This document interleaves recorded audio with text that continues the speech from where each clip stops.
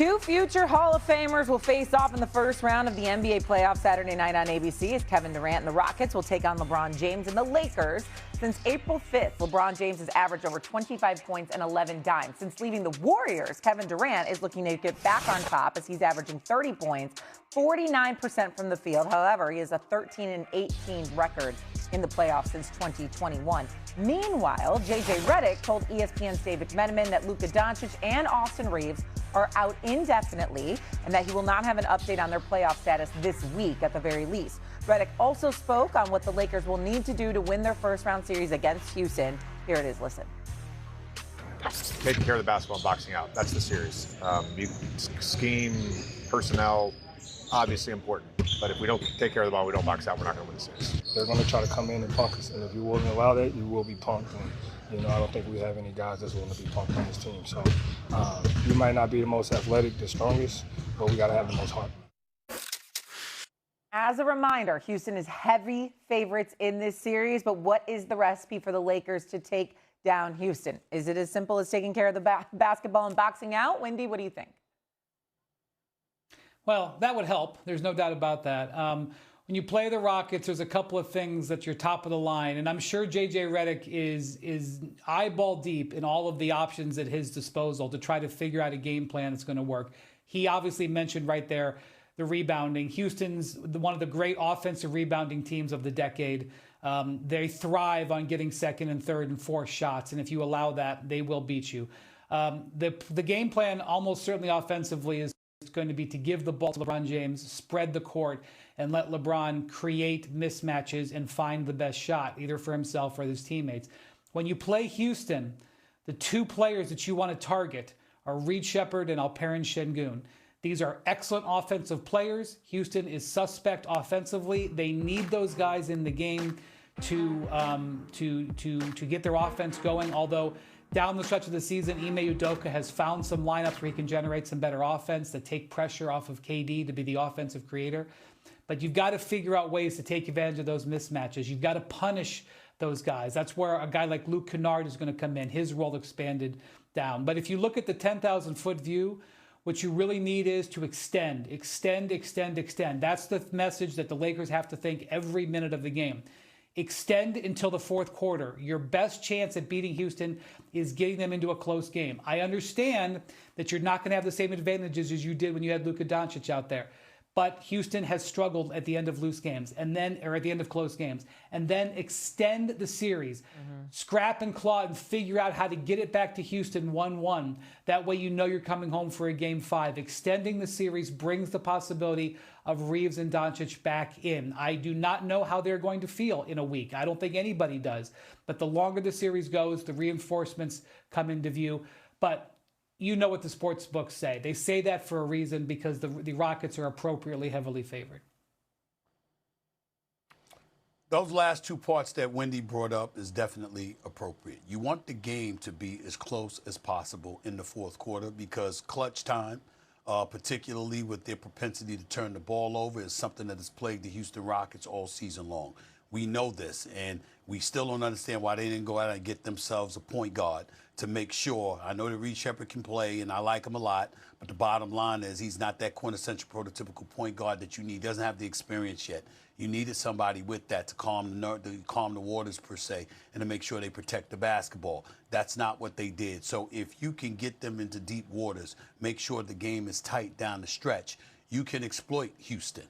There's no question that that should be a recipe for the Los Angeles Lakers. That's one of the things that Wendy brought up. But in the same breath, you know what? Let's not forget the importance of defending because you got to defend overall, period.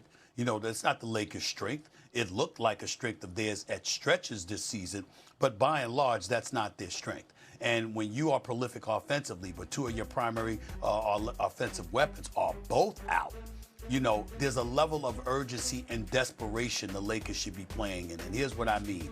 You're taking it game to game. You're not thinking about the entire series. What you're trying to do is this. Can we get this series 2-2, for example, through the first 4 games? Buying some time for Luka and AR to get back. Can we do that? You literally have to play with a level of aggression and desperation that propels you to go all out just to push for that.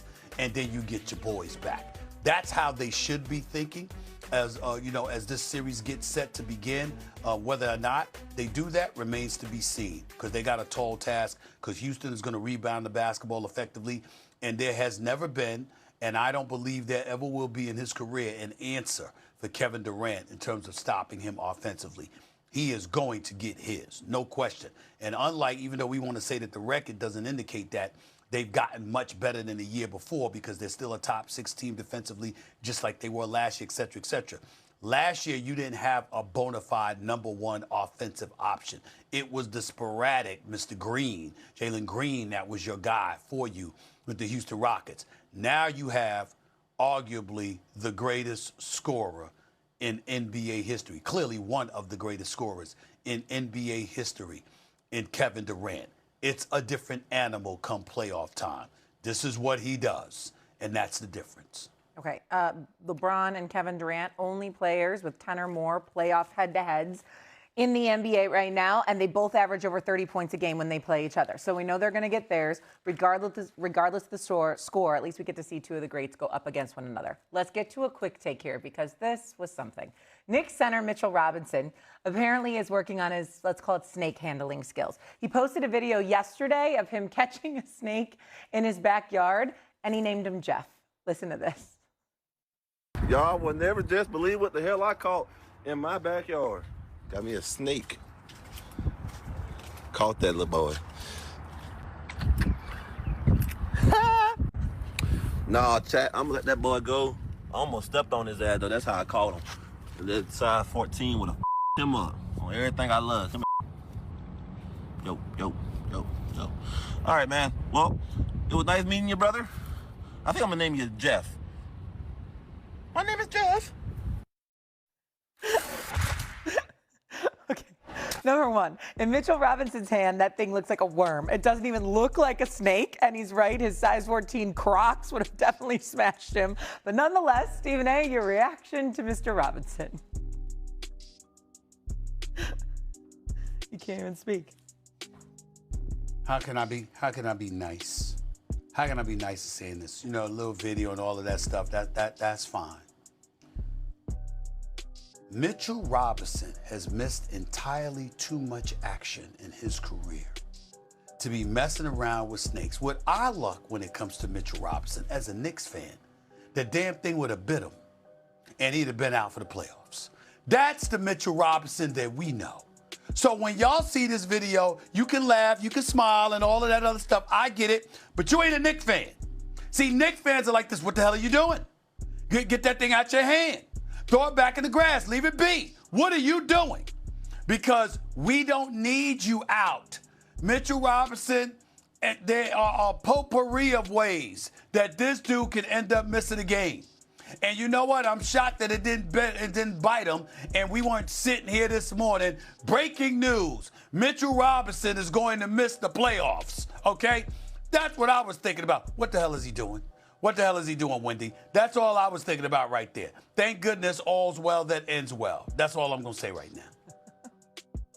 Shay, first off, Mitchell Robinson's social media is a joy, especially if you like pickup truck coverage.